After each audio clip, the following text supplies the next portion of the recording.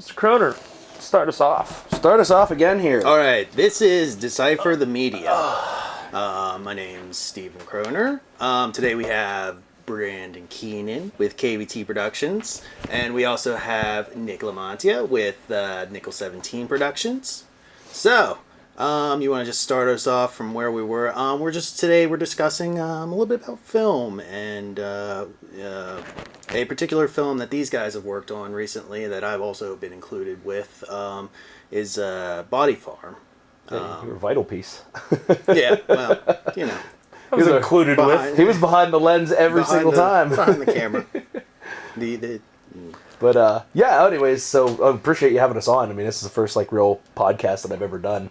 So it's kind of new to me, but just to at least, get people to know who we are. We're just, a group of filmmakers that are living here in Pittsburgh and in the Pittsburgh area, and kind of had an idea to make a movie. But this film, Body Farm, initially it was 2007. I wrote it, and basically what happened was, for 7-8 years it sat on the shelf and did nothing. So I originally had just got a small crew together. Was like, let's do the first 12 pages of the film and make that into a short, and use that to try to make a Kickstarter campaign or a campaign that would allow us to generate funds in another way to make the whole film.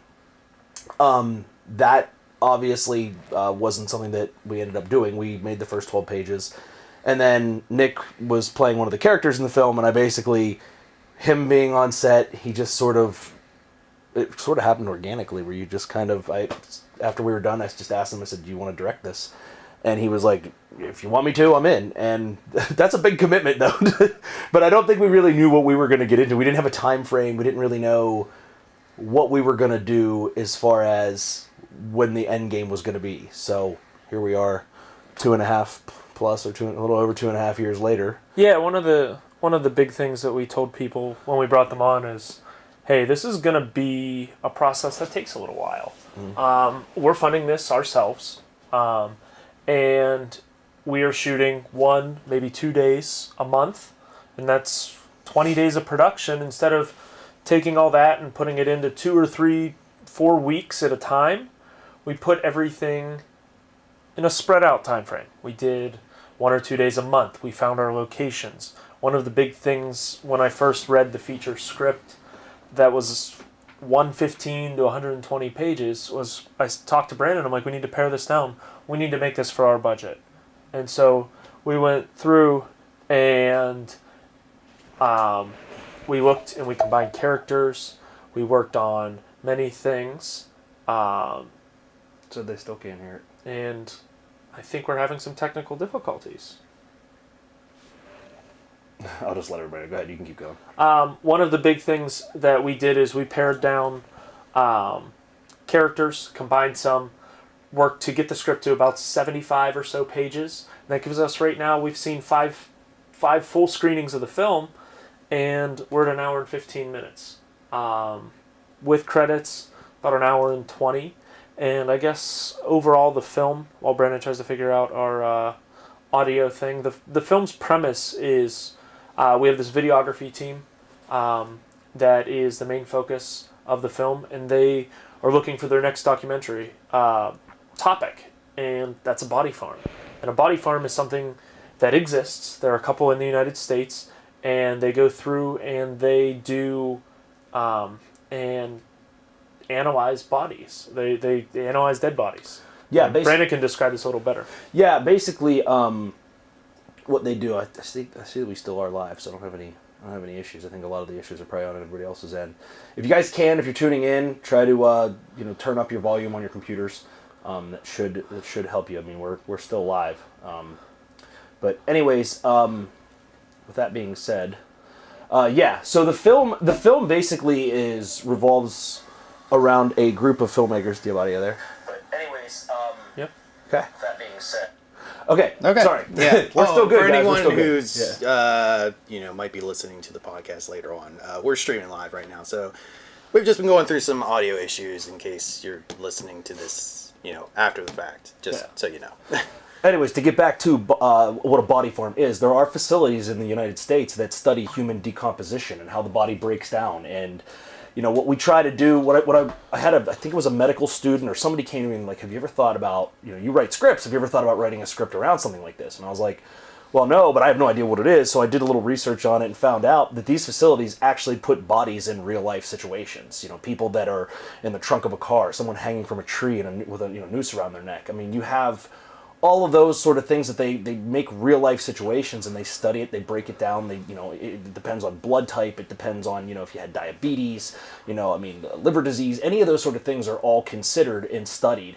And I'm gonna be honest with you, I'm not 100% sure who it's funded by. I do know that the one I think in Tennessee is funded by the University of Tennessee or Tennessee, unless it's an independent funding, but that is neither here nor there. But what I did is I just basically made this script revolve around a film production company that goes and wants to do a documentary on a body form. They do this, and when they show up, they see all the same things that you would see at a normal body form. I mean, we Hollywood it a little, as they call it. You doctor up a couple scenes and things like that, and cheat shots and do what we have to do. A lot of the rooms and stuff, although they might look gigantic on film, is a lot of that goes to kudos to you, Croner, and Tim and Nick, for you guys, making a lot of the stuff that's in front of the camera look unique and look bigger than it can be or bigger than it actually is. But this crew basically goes and they visit this body farm, which was also originally a prison. So you'll see some shots. We had a chance to shoot at the West Virginia State Penitentiary in Moundsville, West Virginia. They actually go there. It's attached to a prison which was there initially and was taken out by a tornado. And these doctors, they basically purchased this place, put it in place, and turned the rest of it into a medical facility. So the film crew goes there, they film, some of the bodies and things that they see, and then they begin to uncover that it's much deeper and darker than just that. And taking that deep, dark twist kind of puts it in that horror film, psych thriller genre. I guess if we were to pigeonhole it into one or two things that it falls under, but there's plenty of blood. We will say that. Gallons and feathers. We peeled some people off of a concrete floor because the Caro syrup had set up. But I was peeled off the floor. I was peeled off the floor, and I think Tim Roberts, one of our crew guys, was peeled off the floor as the Caro syrup set. Not to give away too much either, but we have one set that we specifically called it what did you call it? The death room? The torture room. Torture room. I didn't know what else to call it in the script when we did the rewrite, and I'm thinking like, we have all of this violence happen in this room. It's not it's not like there's a label in the room, torture room, but there's just literally everything happens there. So it's like, Brandon, you're gonna hate the name of this room, but that's what I named it because I put a lot of the violence right here. Yeah. Croner, you were on the other side of the camera here, and you were involved in a lot of it. So I'm sure, if I remember correctly, a lot of your pairs of jeans and pants and stuff were covered in blood and some junk. Well, the nice thing about that stuff is the Caro syrup, especially, that stuff washes out, that I learned through the years of working with that. For the most part. Some of the mixtures are as, washable, but we, I feel like on our set though, you wouldn't even really know we were filming a horror movie with the amount of like upbeat and fun. Like we all meshed really well together, and there was a lot of laughing, and there's so many outtakes of like random things. I think one of the big things just in my now like 12, 13 years of doing film related work and activities and things like that is one of the biggest things is on the most serious, bloody sets, you tend to have the most fun because something needs to break the tension. And with all of that, and done a lot of horror films, those tend to be the bloodier, the funnier, while behind the camera. And so that's one thing that we can say confidently about our movie is we had a lot of fun making it, and we're hoping that you guys have a lot of fun watching it. Because it is a quick-paced movie. It's an hour and 15 minutes. There's a lot of blood. We don't think it's campy, but it definitely has that horror vibe. Yeah, it's of a horror film, almost of, to be cliche, yesteryear, in terms of how the violence and the blood unravels. Yeah, I mean, it's not, it's not like one of those slasher films that you're just trying to get the effect on people. You're going for nothing but gore. We wanted to put a good story together. We wanted to tell a story from beginning to end that makes people interested. It makes people interested in the characters. And we don't have a Brad Pitt in our film. Obviously, we don't have someone that carries the movie. These characters. A lot of us, we are going off of what we know. I mean, and a lot of us. We have a lot of great, great guys that and women as well that are in this film that do an amazing job. We've even had to reach and ask Nick's wife to play a role. Our friend Brett Hollabaugh played a role in it. But we had some bigger Pittsburgh actors as well. Dave Petty, Tom Mirth. John Iwanahue. I always have a hard time with that last name. I can never pronounce it. Dave Ogrodowski. Dave was awesome. So Jenny Bushnell. Those Yes. actors helped fill out the ensemble that made Body Farm. And one thing that when we looked at that script that really drew me into it when Brandon first said, hey, here's my script, let's make this into a feature. One of the big things that I saw was like, there are a ton of characters here that we can make something out of. We can tell a story with a bunch of unique, eclectic, different types of people. Right. And that's what draws me in. And we were able to take those characters, hopefully, and tell a streamlined story that you connect with.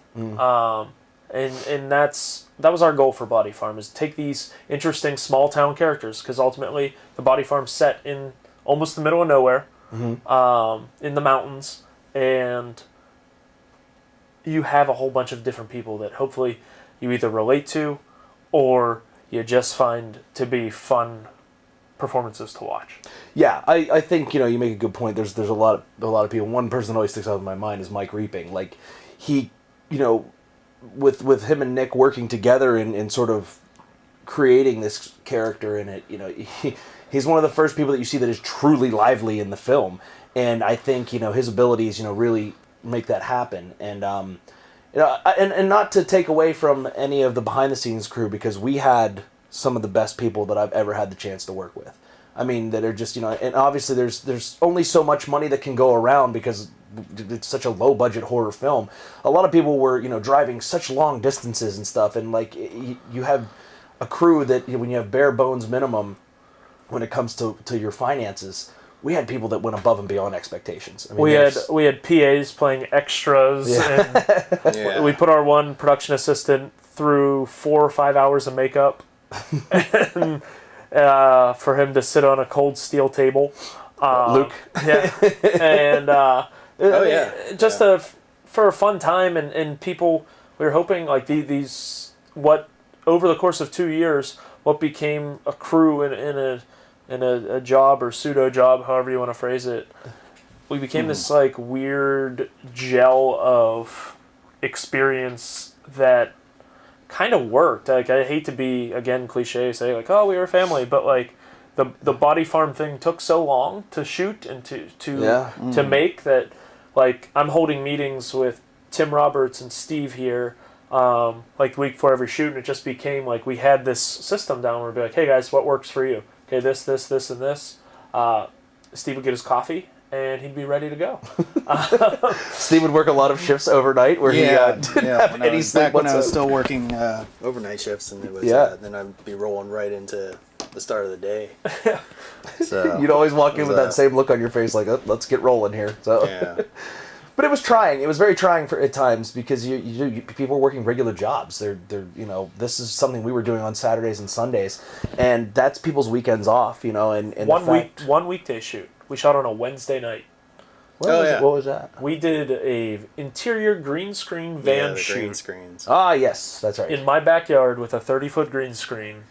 And a big white van. And it was really windy that night, I remember. But John Gallagher, kudos to him for standing there with the lights. Yeah, Our producer, our producer John Gallagher, has 2 light stands in hand, sitting in a lawn chair, just taking in the wind as his cheeks flap like a. Unfortunately, I don't think John has. I I don't think he has Facebook, so I don't think he'd be able to tune into this. But we'll make sure to get him the copy out there. Kudos to you, John, for. Thanks, Sean. Yeah. But it was one of the most surreal and fun experiences I've ever had. Like I can't, going to the West Virginia State Penitentiary and shooting in there, with a crew of. That day we had 20, We had 30, 20? I don't even... 33, I think, total with extras, behind the scenes crew, makeup artists, grips, camera people, a technical expert there that we brought on from the prison itself, Chuck Gent. Oh yeah, we were well equipped that day. Ray, is it Mongeli? Mongeli was our Steadicam operator. Oh, yeah. Absolutely awesome. I mean, complete professional. Like we got so many like well-established, really good professional young filmmakers that it's just been completely surreal that we got this lucky to have such a great group of people. Although when I wrote this script, I never in a million years imagined that this was what it was going to be like, and it's been so cool that I still like get chills thinking about all of the people that partook in this. You know, we had so much going on and so many things, and people had 4 or 5 jobs at a time. I mean, we didn't, there wasn't like we had a budget for a crew of 300 people. I mean, go ahead. I was just going to say the one thing too that sort of made this whole project work is I would come to Brandon with ideas for how I wanted to shoot the scene or the scenes for that day. And I would go to him and he'd be like, well, did we talk about this before? Because this is an angle that I wanted, or this is something like that. Like we had these weird overlap where as a co-directing team, I took the lead on set. Mm-hmm. But so there was only one voice for people to go to in terms of creative visions. But that vision came from pre-production meetings and things like that where he and I would discuss. And a lot of the things I would bring to the table or he would bring to the table, we had the same ideas coming back and forth. And it really made the vision of the film work. I think the only thing... We never clashed. I don't think we clashed. The only thing that I can think of, and it wasn't even a clash, it was... There's a weird trippy effect that we did. Oh, yeah. Where I actually had to come in and take the footage. Brandon sent me the footage to my house, and I made like a test edit of it to show him what I wanted. And it was when the one character wakes up in the bed. And we shot 8 different Dutch angles of this character waking up in bed. Oh, yeah. And how they wanted to be edited together. And the whole thing was like the whole camera movement motivated the action. So once the character comes to, there's this movement of the camera settling. Yeah. And Brandon's like, I don't know. I literally had to be like, I don't know what you want me to edit here. Yeah, I didn't really know what you were really getting at there. I just assumed you knew what you were doing or talking about. So I was just like, all right, yeah, I'll just shoot a bunch of these shots. Croner also does that whole, yeah, let's go with that. Let's do that. And you're like, is Croner 100% on board with this, or is he just saying it just to agree with us right now? But yeah, it hopefully worked out. But it was something that was probably one of the only times we were like, and I was confused. Yeah, I just wasn't 100% sure what you wanted to go with, but it worked out. I mean, the character's disoriented and then comes to, so I wanted to establish this in-camera confusion in the edit, and then have the in-camera motivation to the settling of that confusion. And there was another one that neither of us. I knew what I wanted with this shot, and I wanted, as another character comes to in the film, I wanted us to rack to the doctor, back and forth, rack focus, back and forth, and Tim Roberts came to us with the concept of lens whacking, where we actually disconnected the camera. Yes. Oh, that was awesome. Disconnected the lens from the camera, and actually let a little light filter in from the side, and it gave this really trippy ambiance to the shot that really makes you feel like you're in the scene. The scene is covered. Literally, we covered it was almost a page and a half of dialogue, or a page of dialogue. It was in a lot. one shot. Yeah. Just going back and forth with the lens whacking, letting the light in, and making sure that. Yeah, and for a lot of you that don't, these are a lot of technical terms that I'm not going to lie. Even I didn't know what they were. as a quote unquote co-director with you, you guys sort of taught me those sort of things, and those were all things I didn't really understand. And when you see the film, you'll understand, like, there's some things that go on that require certain efforts and stuff. Steve, you and Tim and Nick, obviously you guys got on the same page with doing some of those things. One of my favorite parts of the entire 2-year process was sending Brandon that subtle text message or email. Hey Brandon, we need this. He's like, do we really need that? This cost us. I'm like, yeah, we need that. But in Nick's defense, he has had the uncanny ability to save me so much when it comes to sets.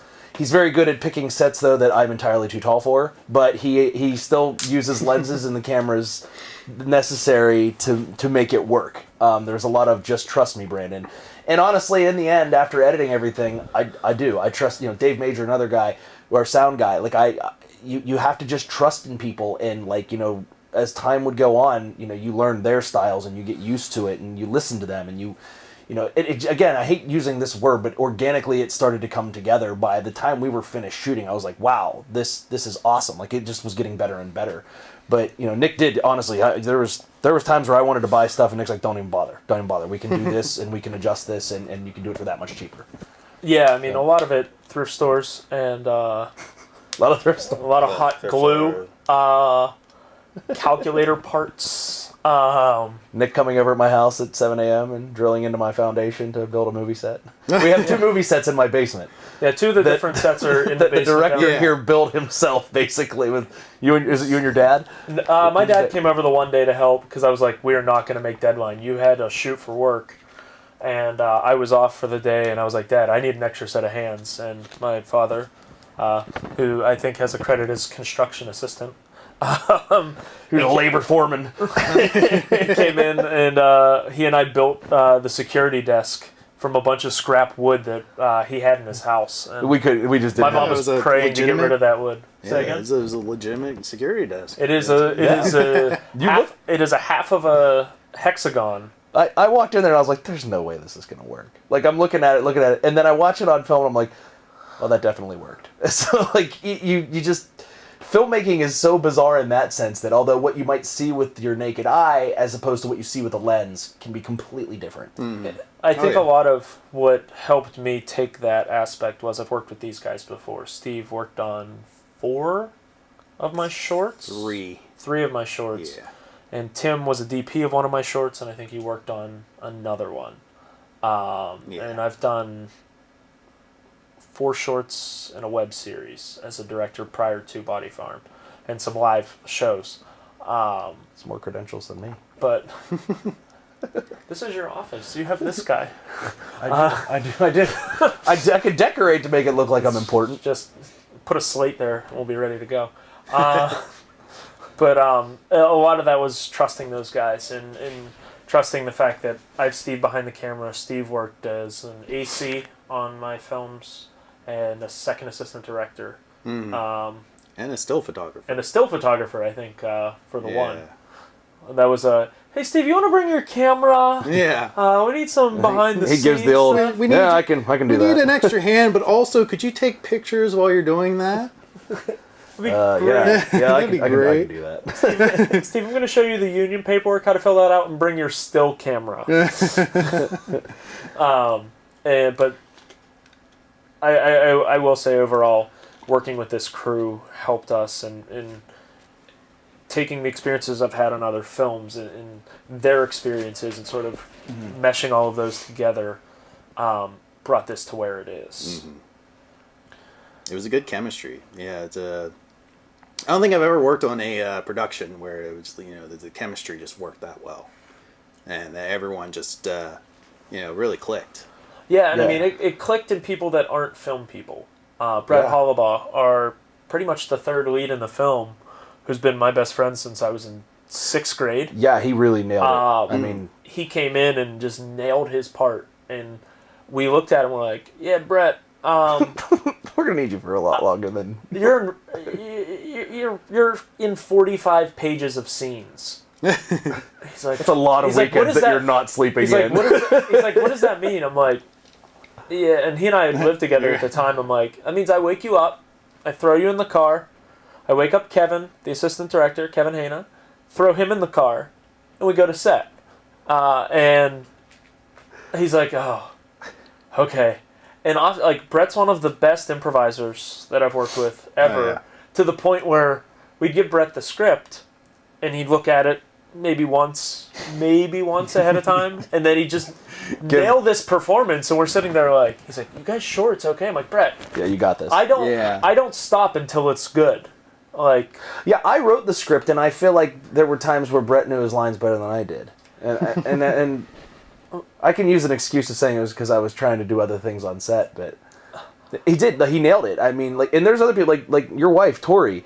I highly doubt that horror films are her sort of thing, but we brought her in the part that she played. She nailed it. I mean, like, and she, she has her character, like, needed to be more of a. She was the exposition. Yeah, and she helped bring us up to speed as to what goes on at the body farm. And she came in with some complicated scientific dialogue at times, and just nailed the part. And I'm not even saying that because I have to go home tonight. She did. No, I'll give her credit because she dealt with us for how long the whole way through the engagement too. And engagement and hey, Tori. Wedding planning. So we need you to go film this movie on Saturday. At the time she was 4 months pregnant, and I tell her, yeah, I'm renovating my basement, and Brandon goes, "You think we can shoot here?" I was like, "Hey, Tor. You're pregnant. Do you think in 2 months we can shoot here?" She's like, "Yeah, that's fine." So thanks, Tori, for that. Yeah, thanks, Tori. So we ended up shooting in my basement. Rolling your eyes at us right now.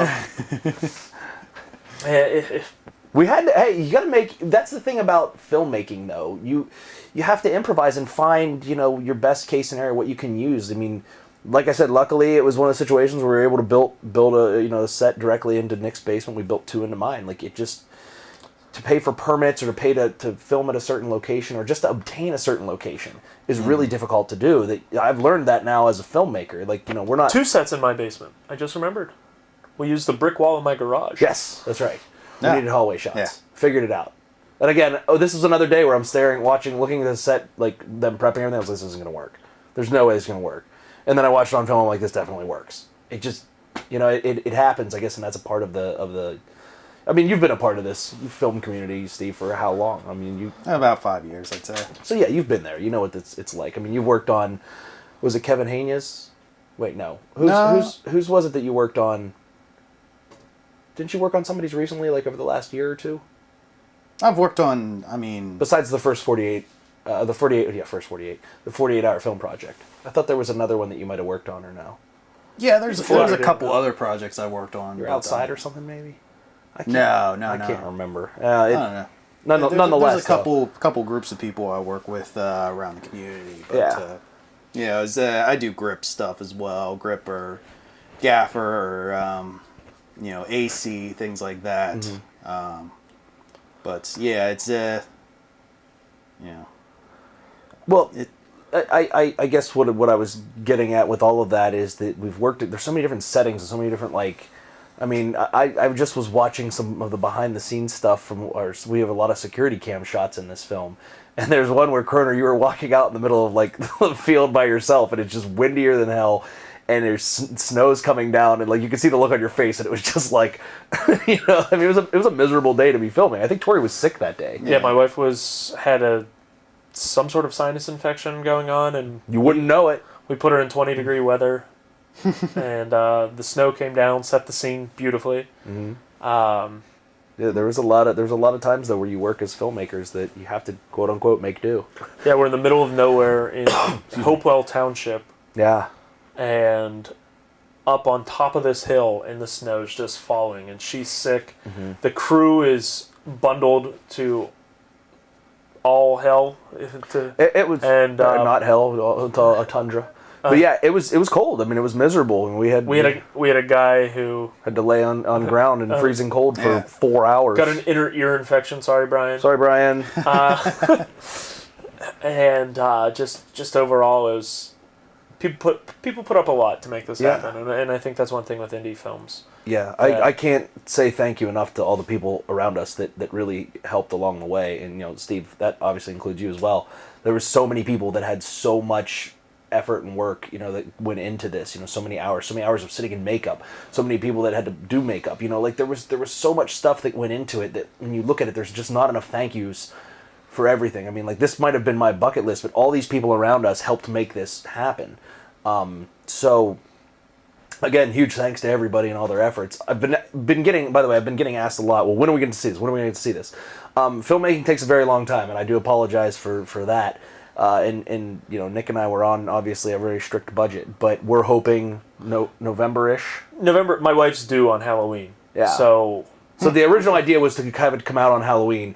We don't want to take that chance of Nick being at the premiere and no, we're gonna Tori had to work go around straight that off. schedule. Give us some time. It's in the hands of our composer, Mikey Ruckus. Yeah, Mikey's doing the composing right now. So And so we're hoping to get a draft from him in the next couple weeks in terms of our first score. From there, we're going to make some tweaks probably within the visual edit, and then take that back to him for sort of a final composition where the three of us will sit down and fine-tune where we're at with what we're at. Yeah. And we don't want to rush this. And I've told Brandon this a few times, and he and I go back and forth and talk about this a lot, is people have put their time and efforts into this for literally 2.5 years. We want to make sure it's right. We're not going to put something out that isn't right, that doesn't have the right audio mix, that doesn't have the right edit, and even if it's down to the frame by frame editing, like, hey, let's take this out, let's make this work, let's speed this up a little, let's slow this down. We want to find that pacing, we want to tell that story, and we want to do it the right way. And so that does take time. And if that means it would do a disservice to people that busted their butts for us. We need to just do all the little fine tuning to make it work. There is a final edit done, but it still will be tweaked after the background music has been done. Yeah, we have to figure out what those beats are that we're hitting with the music and things like that, and doing post-production, something that I've worked with in terms of a composer. I worked with my cousin Leo Sedaris on all of my other projects, and then I worked with Cody Hetler once, and those guys, we had different styles, and Mikey's his own style, so it's finding those balances as to how to do things. Yeah. Literally with Leo, I sat down beat by beat, and we figured out a rough draft, and then I let him have his own way for a couple weeks, and then he got a product back to me. And every composer works differently, and so I mean, we still have to get our notes put together for Mikey and send him over. We send him over the cut, but we still have to get together, him and I, and put together our notes and what we want to send over to him for him to get started. I mean, there's just so much that's involved, and like everybody has such a big part. Like you don't realize it. And like you said, every composer has their own style. Mikey, luckily, he fell right into my lap. He contacted me by finding us on IMDb. And we interviewed a bunch of composers, and we felt that he was the right fit for us. It worked well with us. He had a style that fit what we wanted. Yeah. And that's just we wanted to go. I wanted to go like a classic horror film strings aspect, but with some deep bass, and I think that's something that is going to sell what our visuals are, and overall that's kind of where we're at in terms of Body Farm. Yeah, I think that's fair to say. I mean, it's a process, but we just keep on grinding. And I mean, look for press releases, look for media in the next probably 6 months or so coming out of what this is, where it's going to be seen. Don't worry, it's not going to be okay. Premieres next week. We're going to give it the due diligence to have its own run. I want to fill a theater. I want people to see this. Yeah. I want to see the people who have supported us to see it, and that's the biggest goal for us. Yeah, and the most important part is that we get it done right, and when we do, everybody that has worked so hard on it, and we have lots of friends and family that want to see it as well. I have none. Nick doesn't have any friends and family. I have family and no friends. But we do. We want to make sure that we get everybody in the seats and be able to see what we've done, and we hope that they enjoyed as much as we have, in the last 2.5 years of just working on it. I mean, definitely. Yeah. So, Steve, I don't know if you... What? We've pretty much been talking your ear off this whole time, but no. It's the first time. This is 2.5 years build up of not being able to we haven't really talked much about it. That's good. I'm glad you guys have have a lot to talk about, and it's definitely has it been like a bit of a learning experience for you to kind of do this? Completely. Yeah. I didn't know there was things you taught me. I didn't even know. There was just a lot of different terminology too. I mean, you have different lenses, and we used the Canon. Is it a 60 or a 5D? 60. Yeah. Okay. So we used the Canon 60. Sometimes two. Yeah, we had two going at once at one point. But I looked at the camera when it first came in, and I'm like, wait, this isn't what a film camera is supposed to look like. Oh, it's not at all a film camera. It's a DSLR, but it can it shoots well enough that you can get good footage. You guys nailed it with the right lenses. I mean, and I learned so much from it. This has just been such a unique experience that You don't need... One of the things that I've learned through working in this community is you don't need all the most expensive equipment to make a good movie. Right. Really all you need is a knowledge and, a good crew that connects well, understands, your vision. Right. And what you want to bring to life. And if you have all those pieces put together, I mean, you can still make a good film without having a huge budget, renting out all these these big cameras and lights and all that stuff. So absolutely. One of the big things that Brandon and I talked about when we were sitting down trying to figure out how to do this was like, how are we going to do it camera wise? How are we going to figure out our budgets? We don't have a budget for a red. We don't have a budget for a black magic. We don't have that aspect of it. How are we going to make that work? And when we sat down and discussed it, what came out was story. We're going to make this work hopefully through the story that we're telling. Right. And if that means shooting it on an iPhone 5 at the time, or 4, I don't even know the time frame, it's been so long. But regardless of what the actual technology is, if you tell a story, if you have good sound, if you've created engaging visuals, right, have cool characters. I mean, ultimately, to me, I think that's the biggest strength of Body Farm is there are so many cool characters. Everybody has their own little idiosyncrasies that you can connect to, or you can connect to, or you can connect to. Yeah. And I remember when I wrote the script, too, there was somebody that I met with that was like, you need to make these characters likable. And he kept stressing that to me over and over and over again. Like, what is it about these characters that make you want to like them and make you want to care about them? And I feel like, writing-wise, sometimes you don't always get it until that actor gets on set and really makes it happen.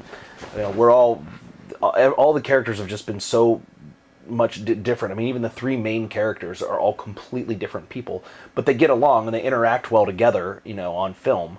At least the way it's been cut, it looks that way.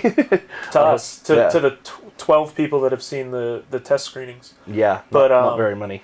But the one thing too that we've all can come back to is that we all wanted to tell this same story, and we were all on that same level, and we all made that connection.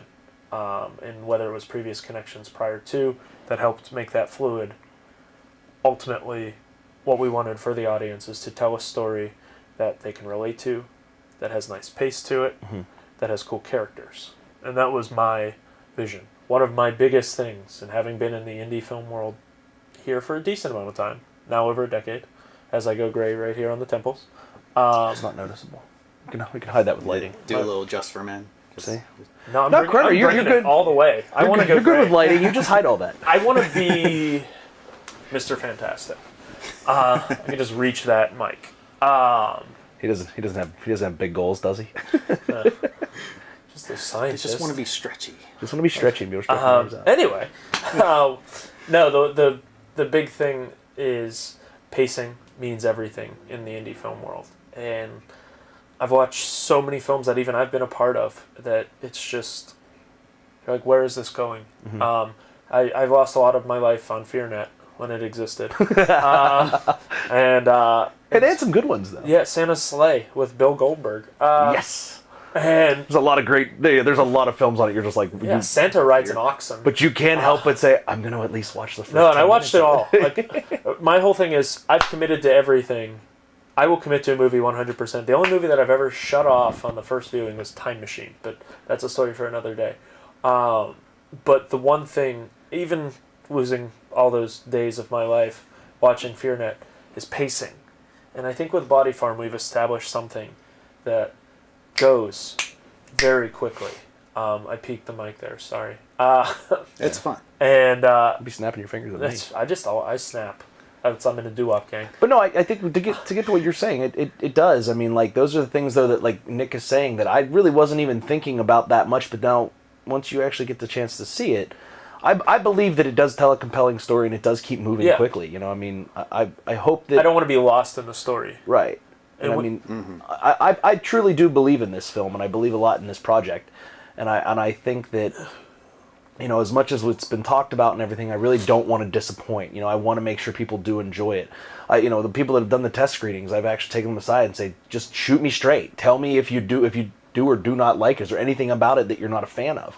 and they've given us tidbits and stuff about it that they think needs changed, and we're going to definitely work that in, and you have to listen to your audience and be realistic.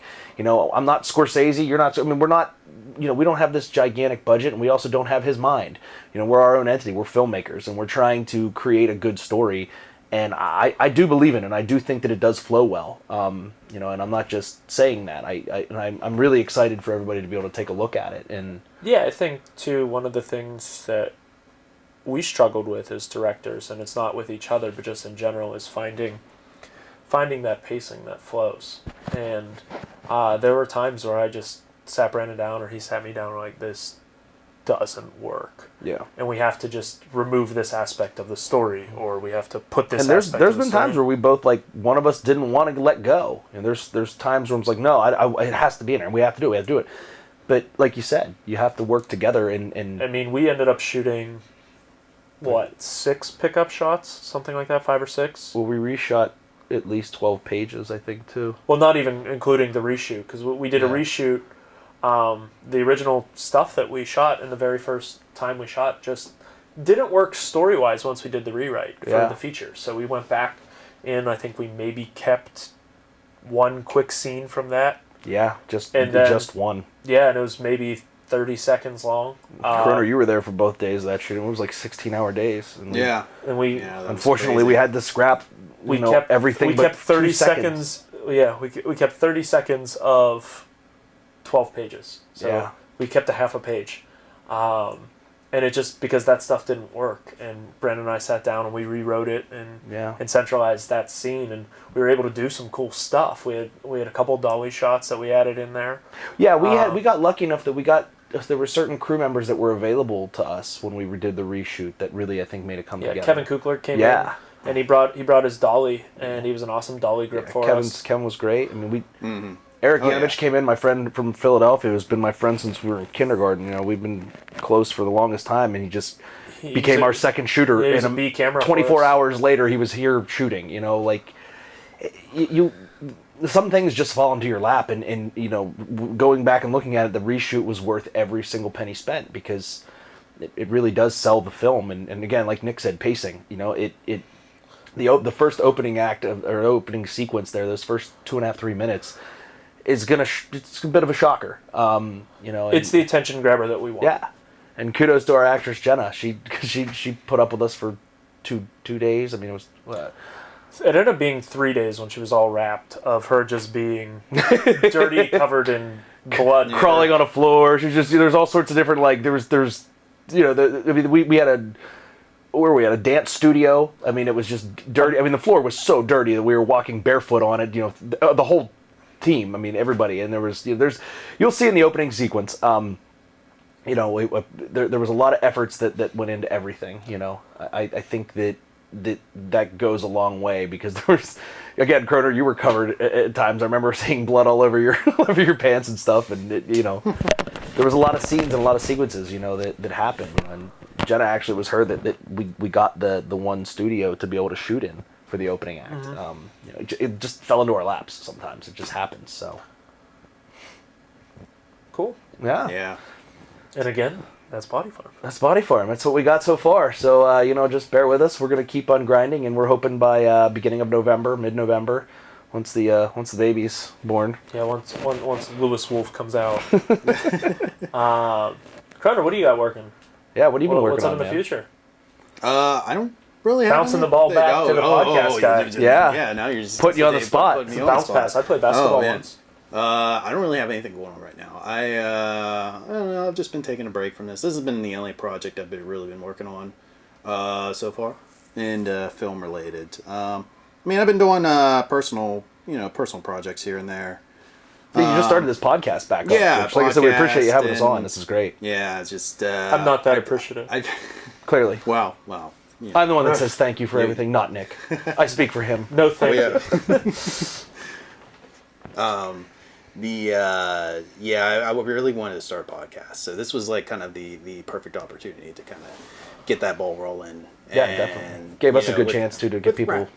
with wrapping this production up, There's get you guys on here talking about it and talking about film in general, and just kind of like rolling through your experiences and like what you learned, what what techniques we use to film this, and resources, and that kind of thing. So it was just a good way of just getting more involved in the community, and just kind of getting people's getting it out there, what these people do, and how it relates to film. I mean, it can be film, television, sound.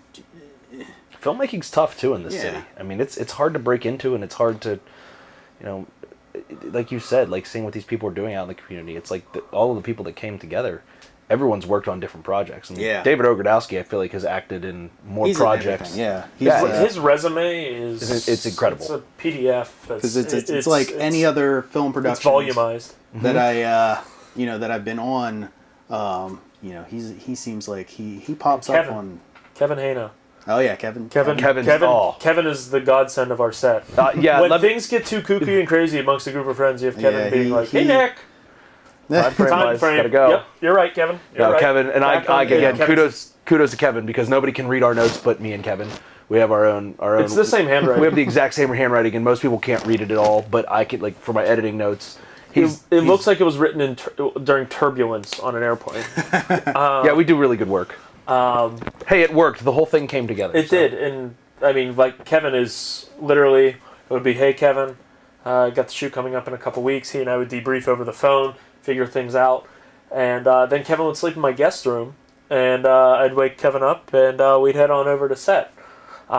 But he's a workhorse. Complete work. That's the best. There was a point we were short on extras for the West Virginia shoot, and Kevin and I were on the phone at 11:30, 12 o'clock at night the night before, trying to get extras, trying to get clearances for tattoos and things like that, just making sure that all the ducks were in order for the next day. Kevin, literally, and then I don't think he sleeps. It's impressive how much he can do on a cup of coffee. He wouldn't have eaten either if we didn't force him. Kevin, it's lunchtime. You need to eat. No, I have to go over my notes. Stop it, Kevin. You need to go eat right now. Yeah, Kevin, we're not a robot. Yeah, he's impressive. I mean, and I'll tell you what, he's a hell of a director too. I would want Kevin on my set anytime, anywhere. I mean, he's amazing. Again, I'm talking about somebody with 3 jobs, sometimes 4 or 5 for him. I mean, he was script supervisor, first AD, probably second AD if you really got into the nitty gritty of it. What, line producer? Well, it got to the point where I'd ask people, I'm like, well, what are we officially calling him on set? Because he's got 5 jobs. I mean, it's incredible. I mean, again, an essential part, like you, Croner. There are certain guys that are essential parts of this that, it's unbelievable to have gotten this lucky to work with all of you guys. I don't think some people realize that, who may not work in film as much, or, only see things from, when they're going from, as an audience member, that how much, certain jobs do on set, especially ADs. Kevin Hania, I mean, he's in charge of safety, he's in charge of organization, he's in charge of all these different little aspects. It's unbelievable. I mean, and the one thing too, and Kevin was great with this, and you and Tim both were, is, okay, we've set this tone in this scene. We shot it 4 months ago. Now this is Brandon's character walking through to the next scene. How do we match that lighting? Because these rooms are side by side. That's crazy. I mean, Tim was great for keeping all of that organized. He's like, well, we actually use blue lighting coming through here. I was like, okay, so then we got to we had a little spot of blue here, and then we go to, all of those things came together, and I think it was kudos to those people involved that were able to do that, because I know in my head I had it, but then that whole idea of you're on set, I'm acting and I'm directing at the same time, it's this weird balance that you're trying to find. Yeah. I mean, you see, there's behind the scenes footage that we're going to put together, and there's times where Nick and I are goofing off, and Tim Roberts and Amber Lane are in the background just busting their butts, putting lights up, I mean, there's so much that goes on. Yeah, there were points where I'm like, Tim, I need this, and this, and Tim and you and Kevin and Amber and Luke, everybody just goes and does it, and I'm like, I feel useless. Yeah, it's impressive though to watch you guys just go do your thing, and in 20 minutes later I show up and everything's ready to go. We in the body farm itself, the prison is in the basement because it's the only thing that wasn't demolished by the tornado. Right. And when tell this to Tim. Tim gets wide-eyed because when we walked in on set, it's a 3 or 4 story cell block. Yeah. How are we going to make this basement? And so we went through. I actually ended up. I never used them. Did you use? I bought pool covers, black swimming pool covers. Oh, is that what those were? I never even. We didn't use them. I ended up being able to return them because they stayed wrapped up. Tim comes in. Don't let people know your secrets. I don't let anybody know my secret. I'm writing a book. And Tim comes in, because Tim and I are like, how are we going to get this? I find out that they have pool covers that are like 200 feet. Because I'm telling you, this cell block was massive. I give you credit. You did just go and find a way to get it done. Well, Tim came in and Tim's like, well, I have like... But mind you, Tim's like, I have 1 million feet of this black garbage bag-like material, and you can return your pool covers. I'm like, I will return my pool covers are one of the most expensive things I've bought. Now, mind you, here, let me just say real quick, I knew nothing about all this. In fact, I didn't even know anything about it until I got on set and the covers were already being placed up there. And Nick was like, yeah, do you remember me telling you about that? And I was like, yeah, I do. And I honestly, but my mind was somewhere else. And like, there's still just, all you guys were just getting things done. I mean, it's really awesome. Like, I mean, I commend all of you guys for that, because it was just, there's just so many things that go on and that just get done. And thanks to you guys busting your butts, it found a way to get finished. And I didn't even honestly know about that. Yeah, that was a panic mode because I forget what the first solution was, and we were shooting Sunday. We were shooting on a Sunday, and it was like Wednesday or Thursday. It was either you or Tim called me, and whatever that first solution was fell through. I think that was Tim. Yeah, whatever it was fell through. You had me focusing more on the camera stuff and him focusing more on, lighting. On lighting and figuring all that out. And I'm like, Tim, what do we do? And he and I were on the phone for a little bit, and I called Kevin, because Kevin's always my bounce board. We go off of each other. It's like, hey, can I ask for advice? It goes back and forth. Get those random phone calls. I'm like, He doesn't call me for anything. I'm useless, so... No, it's how to read each other's notes. I'm really good at it. I'm sitting there, I'm like, what is big and what will not let light through? And I'm like racking my brain. I think I did like 10 different Google searches, and all of a sudden it just pops into my head, swimming pool covers. And so I go to the swimming pool store, and I literally explained everything to this woman. I'm like, I need these to block out light for like 150 feet of prison cells. I told her, I was like, it's for prison cells. I need it to block out the light. You may be getting these back because I may not open this box at all. I was like, what's your return policy? And she's like, well, you have 30 days, and this, they cannot be opened, and the zip ties cannot be off of the box. Great, I'm I'll thinking take to myself, 5. I'm like, I can't even test them then. If I break the zip, because they're like the real fancy zip ties. Yeah, I they're can't even put them back on. Again, Nick can find a way, though, to pinch those pennies. He's good at it.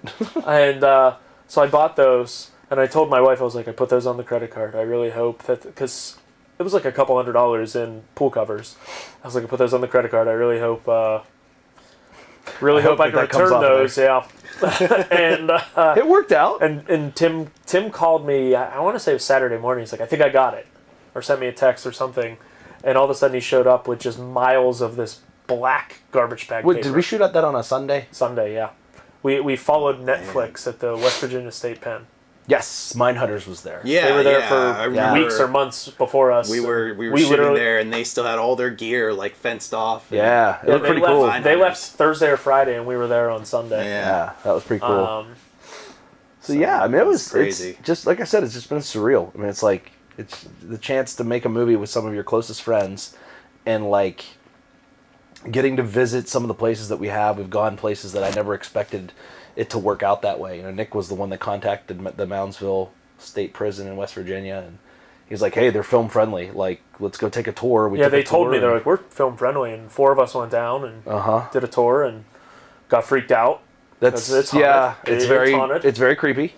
Ask Mike Reaping. Mike Reaping still freaks out about it. Yeah. Well, what do they do? Like the night tours or something? Yeah. They do. They lock you in it. They lock you in the prison and they lock the whole place. I'll never do until that. 6 a.m. I really want to do that. I still want. I think I'm good. We shot what we needed to shoot. We screamed enough in those prison cells to wake up any spirits that if I walk back in there, I'm probably doomed. So Yeah.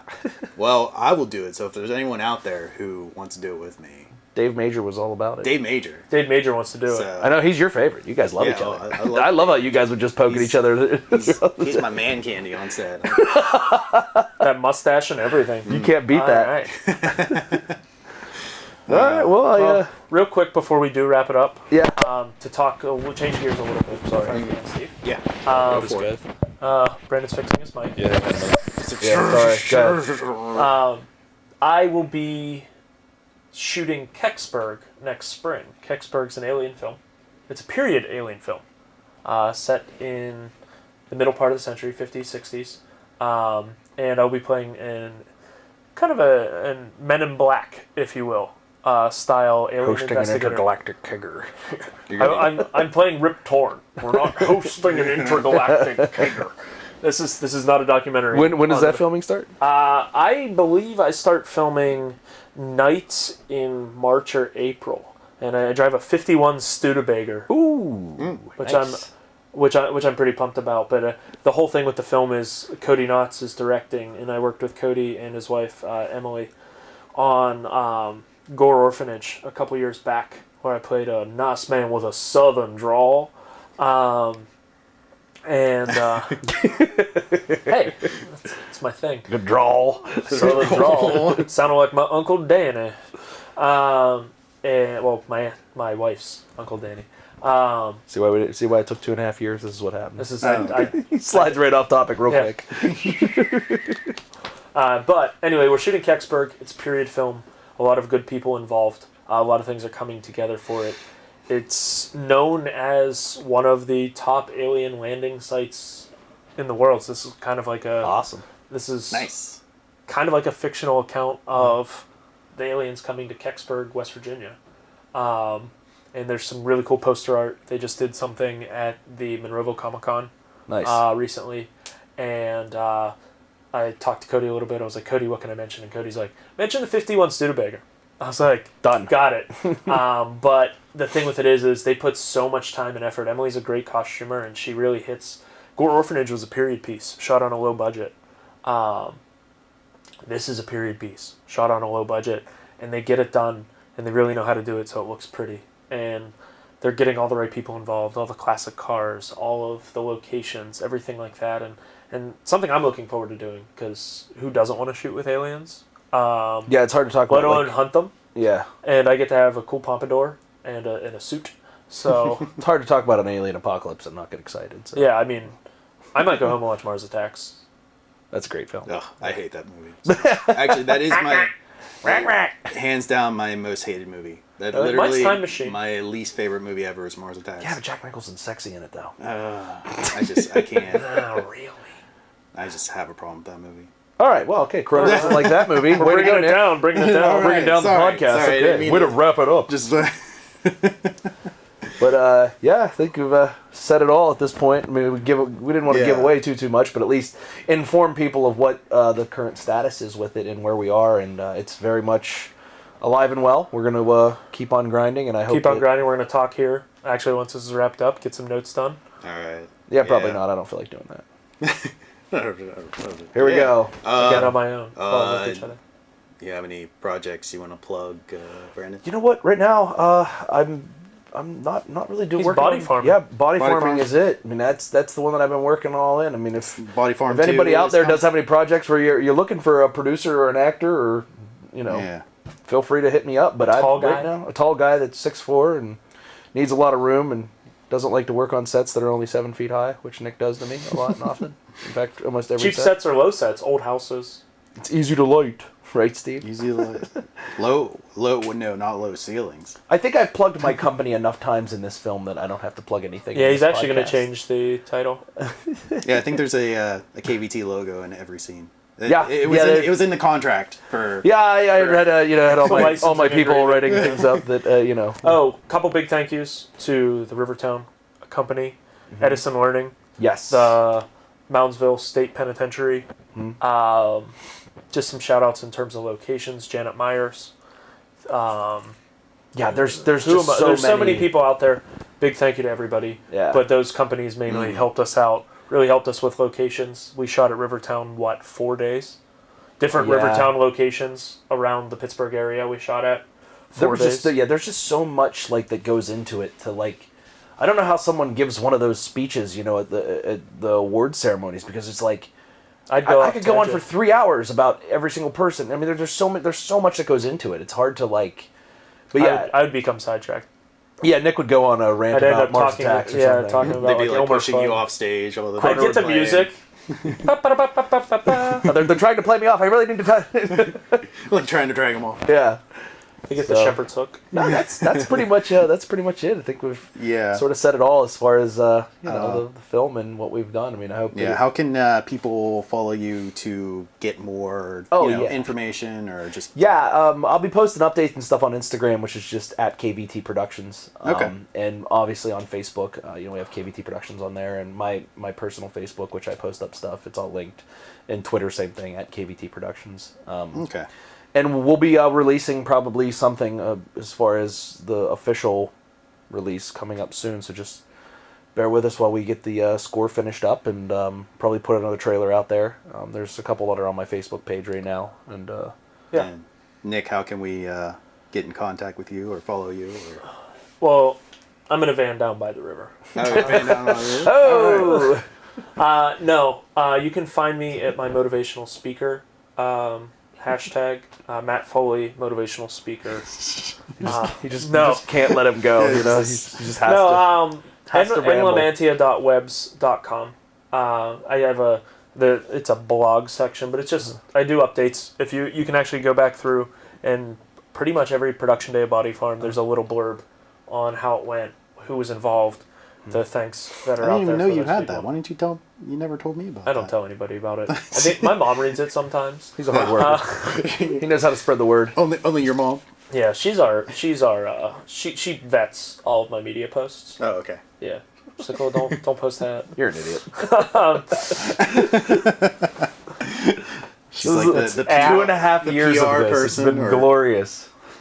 But we really appreciate you having us on, man. Yeah, This is thanks, awesome. Steve. It's a good- If you want to follow more content, this is at you can have a Cipher. This is a for Cipher Media, which is there's a Facebook page if you want to follow or follow that, or there's a Twitter account at Cipher Media, which I don't think I've posted it on in a while. So It's because he hasn't taken a Cipher Media selfie. in a oh while. yeah, and then Hey, we should probably finish this with a there's a Cipher blog. Media selfie. Yeah, can we get in real quick? Just Over for here, Cipher? go this way. Yeah, so the cameras Cipher are- So the camera can see it. Oh, okay. Cipher Media selfie. Here we go. Ready? Don't put those up. All right. Yes, we got it. Good. We're good. All right, good. Cipher Media selfie. We'll make Cipher sure Media Selfie, throw it up there which on is also a Instagram. blog. I mean, a personal blog. I think I have The a name blog. started at Body Farm. Yeah, it started at Croner, Body we Farm threw as a Croner joke. in the trunk of a car and made him film.